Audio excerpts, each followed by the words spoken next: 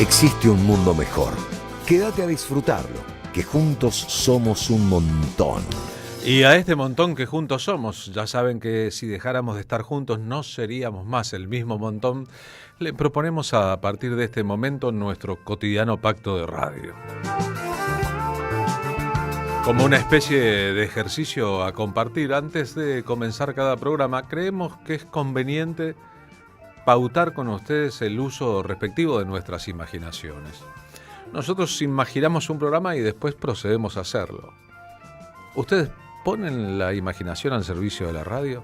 Si así lo hicieren, tal vez aquella idea de Eve de Bonafini, bien pensada la radio nos termina funcionando en los teatros de la mente, se corporice tanto tiempo después.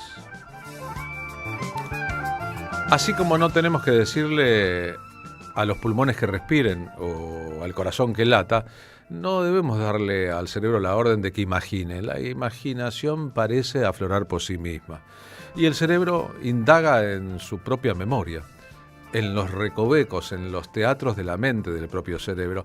Y tal vez esa conexión entre lo que oímos y la imaginación que le agregamos, entre lo que vemos hoy, que la radio también tiene la posibilidad del streaming, se arme un paquete de cosas completamente distintos. Si lo lográsemos, si todos juntos, con la imaginación como herramienta, pudiéramos hacer que un programa de radio se convirtiera no solo en eso, sino también en una experiencia, tendríamos una batalla ganada en el universo de los sentidos.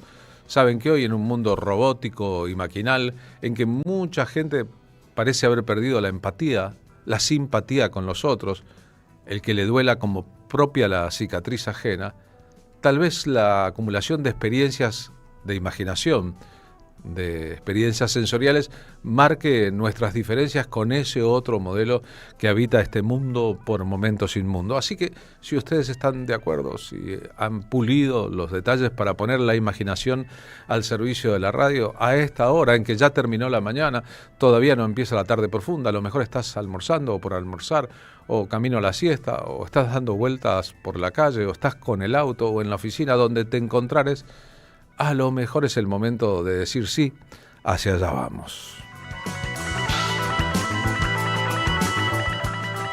Un dato de cultura general. ¿Dónde descansan los restos de uno de los argentinos más famosos de todos los tiempos, de Ernesto el Che Guevara?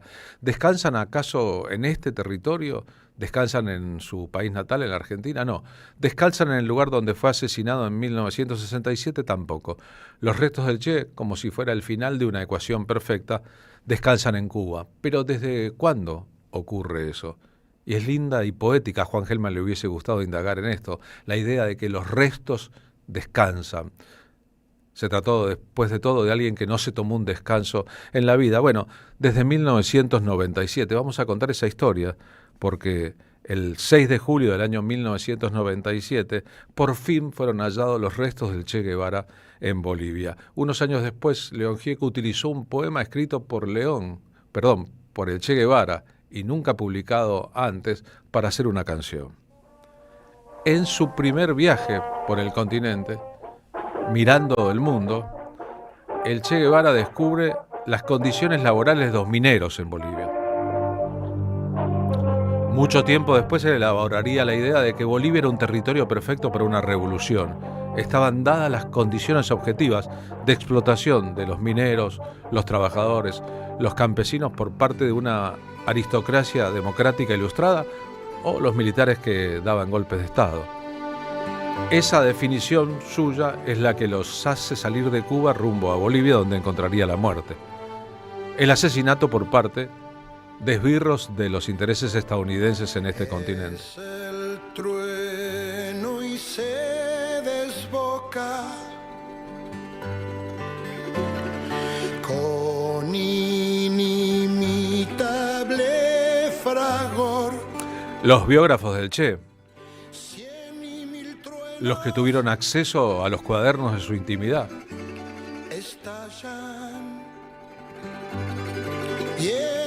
han publicado en más de una obra los poemas del Che.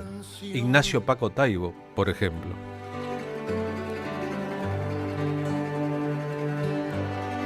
El Che tenía cuadernos con anotaciones de poemas ajenos, Neruda y Vallejo, entre otros, y tenía su propia pequeña obra que no estaba destinado a ser publicada. Los mineros del pueblo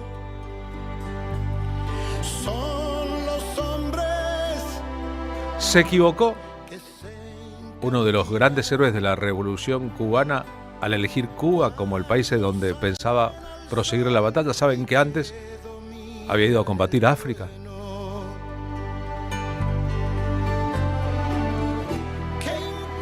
O se fue del gobierno cubano por disidencias con la estrategia de alinearse únicamente con la Unión Soviética, cuando él pensaba que además debía tejer el gobierno encabezado por Fidel Castro una alianza con China.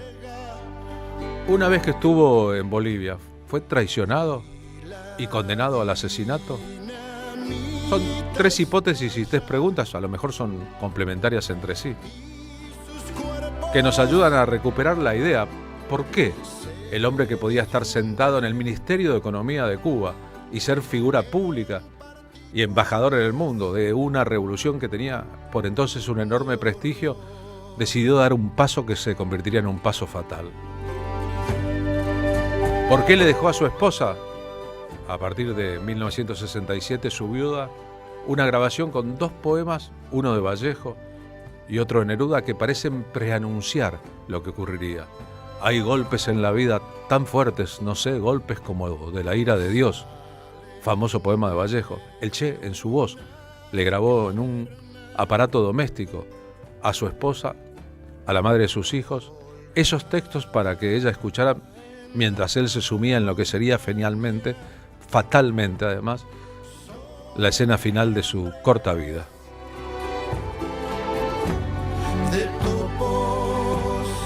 Saben que la caída del Che Guevara en 1967 en Bolivia fue una noticia muy grande que dio la vuelta al mundo. Incluso que hubo coberturas importantes de los medios de comunicación argentinos, tan distantes de la causa cubana, porque les quedaba cerca, porque el Che era importante, porque el horror de su asesinato había conmovido al planeta Tierra. Recordamos las palabras del Che, aquel que terminó con su vida, alentándolo a que no tuviera miedo y que lo hiciera porque se trataba de la muerte de un hombre valiente. La foto del Che, estamos compartiendo una de esas en el streaming de la radio. Su actitud ya sin vida, como de un Cristo del siglo XX. Todo lo que emana de esa escena, por demás repetida. Una de las enfermeras se llamaba Susana Osinaga Robles, que lavó y atendió el cuerpo ya sin vida de Ernesto Che Guevara para lo que seguiría. Cuenta así esa experiencia. Dice, el Che muerto parecía Cristo. Parece que la han matado con un tiro al corazón. Enseguida hubo la noticia aquí, en Valle Grande, que lo habían matado, porque él estaba en un cuarto donde había una señora que atendía la escuelita. Y entonces dieron orden para que lo traigan y vayan a traerlo, ¿no? La volqueta, y el helicóptero ha venido él. El helicóptero que llegó abajo y la volqueta aquí. Su mirada nos conmovió a todas, a toda la gente. La gente estaba llena por ahí mirándolo. Estaba el doctor Martínez Caso, de director del hospital. Él nos mandó para que lo bañáramos, después le cambiamos las ropas, todo. Nosotras nos fuimos abajo porque tenía la barba hasta por acá. Y el cabellito era como Cristo, porque con sus rulitos era largo el cabello. Parecía el corazón de Jesús igualito. Ese día lo hemos visto, lo hemos conocido, quién era Che Guevara. Parecía que estaba vivo él, no parecía muerto. Porque su mirada era exactita. Íbamos a un lado, nos miraba, íbamos al otro lado, nos miraba él. Nos seguía con la mirada.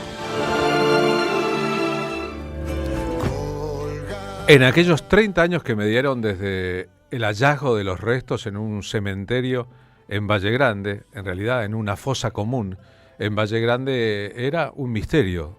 ¿Qué había hecho el ejército boliviano con la CIA interviniendo frontalmente con el cuerpo del comandante heroico? Lo que, entre otras cosas, había hecho es ocultarlo al público, que no hubiera un sitio en el mundo para su homenaje, cuando el trabajo de los antropólogos forenses, la identificación científica del cuerpo hubo concluida, en aquel julio de 1997 se lo trasladó a Cuba, donde ya se había edificado un monumento que es parte del legado del Che y el lugar a donde se le va a rendir homenaje cuando alguien viajando a Cuba quiere hacerlo.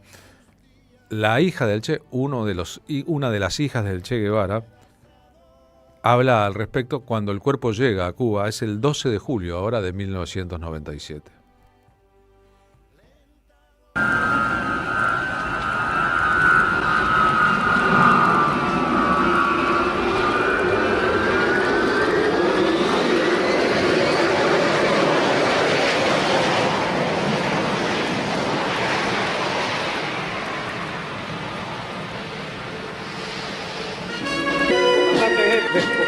El comandante Ernesto Che Guevara y 4 de sus compañeros caídos en combate está cumplida.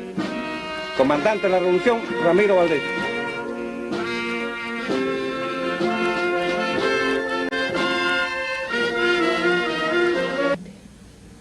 Hace más de 30 años, nuestros padres se despidieron de nosotros.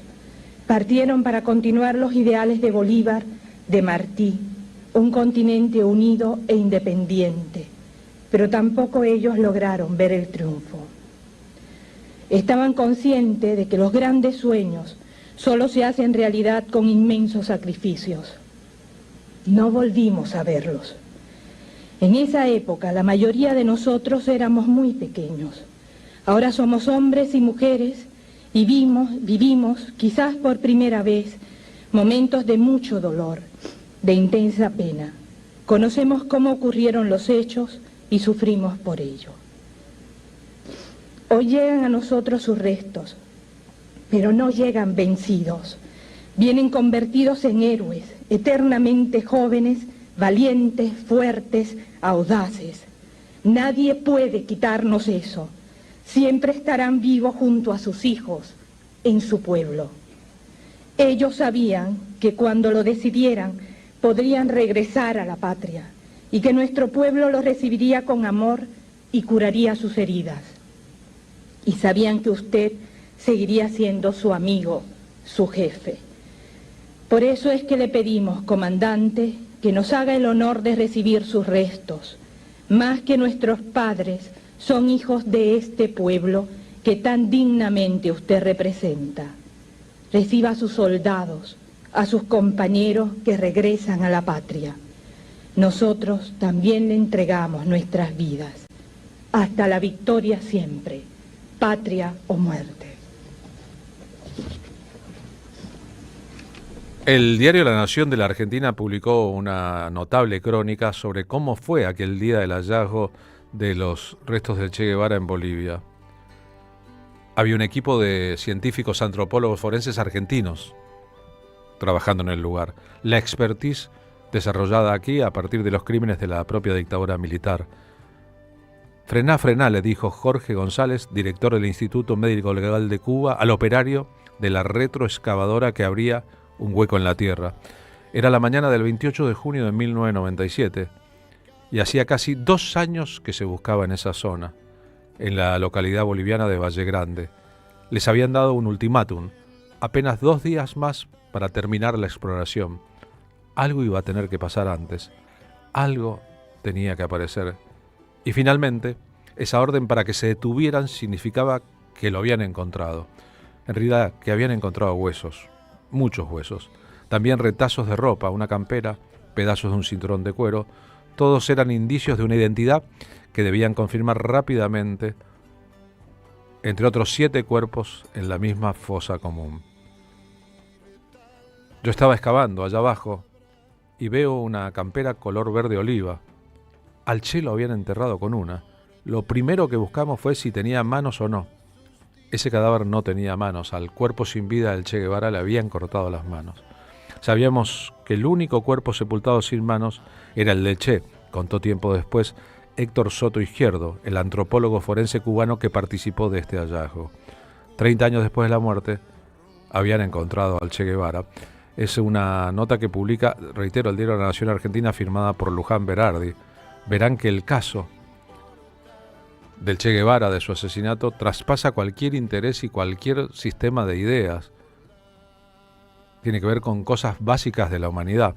3 décadas después, el 9 de octubre de 1967, a las 13:15, Ernesto Guevara fue ejecutado 3 décadas antes, en la escuelita de La Higuera, un pueblo en Santa Cruz, Bolivia.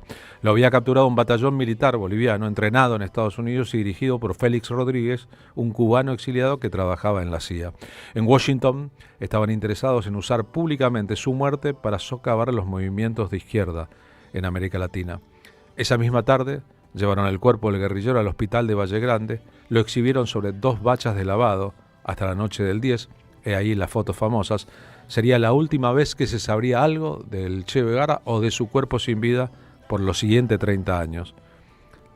La madrugada del 11 de octubre hicieron desaparecer los restos. Algunos medios justificaron la medida en la idea de que la dictadura boliviana quería evitar que el lugar de la muerte se convirtiera en un santuario. Durante la exhibición pública del cadáver, el cuerpo de Guevara yacía recostado con los ojos abiertos y el brazo derecho colgando. Los soldados pasaban y lo empujaban, nadie le acomodaba el brazo, recuerda Doris Lacio, una profesora del pueblo que se acercó al lugar. Allí mismo, ante la mirada de fotógrafos, militares y vecinos, se le practicó una autopsia improvisada, como recordó después la BBC de Londres. Más tarde llegó la orden, hubo órdenes a partir de la cual nacieron 2 misterios paralelos: el destino del cuerpo y el destino de sus manos. Cuando el cuerpo finalmente, sin sus manos, 30 años después, llegó a Cuba, este es el homenaje que le tributó en público Fidel Castro.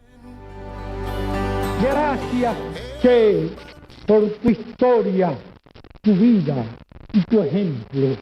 Gracias por venir a reforzarnos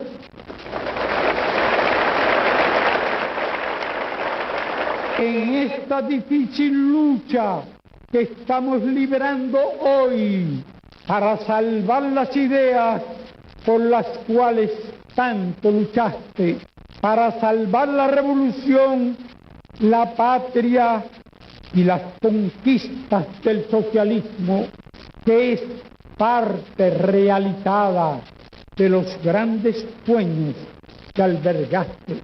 Para llevar a cabo esta enorme proeza, para derrotar los planes imperialistas contra Cuba, para resistir el bloqueo, para alcanzar la victoria, contamos contigo. El comandante de las Fuerzas Armadas Bolivianas de aquel momento, Alfredo Obando Candía en la lógica militar, fue el que dio la directiva de amputarle las manos. ¿Habría recibido el mismo órdenes al respecto? Este es un fragmento de un artículo publicado por el diario español de derecha ABC. Córtenles las manos y pónganlas en formol, dijo. Los únicos testigos de la amputación fueron otros militares. La prensa ya había sido retirada y el Che, el Diablo, el guerrillero sin fronteras, había muerto la tarde anterior en la escuela de La Higuera y ya poco más importaba. Las fotografías de su cuerpo dieron la vuelta al mundo, pero el cadáver que mostraban ya no existía. El verdadero estaba ahora mutilado. Obando temía que Fidel Castro negara la muerte de Guevara e incluso llegó a proponer que lo decapitaran para enviarle a Castro la cabeza como prueba irrefutable. O mostrar la cabeza decapitada del Che. Mostraron en cambio las manos a sus mandantes, a Estados Unidos. Pero un poquito de criterio y de sentido común convenció al comandante de las Fuerzas Armadas Bolivianas de que eso no era conveniente, por lo que se optó por las extremidades y por guardarlas, como la Policía Federal Argentina poseía las huellas dactilares del Che Guevara. Un grupo de especialistas viajó desde la Argentina a Bolivia para cotejar las fichas técnicas. El peritaje confirmó la identidad. La política del horror después de la muerte, incluso las violaciones de los cuerpos en la Argentina de Eva Perón, ya embalsamada, del general Juan Perón, al que le cortaron las manos años después de su muerte en el cementerio de Recoleta, esa historia macabra de la derecha que dice ser civilizada y actúa con menos que la mínima dosis de civilización posible. En el momento en que llegaron los restos del Che Guevara a Cuba y empezaba la ceremonia final, el lugar donde ahora por siempre descansan en paz, Silvio Rodríguez cantaba esta canción.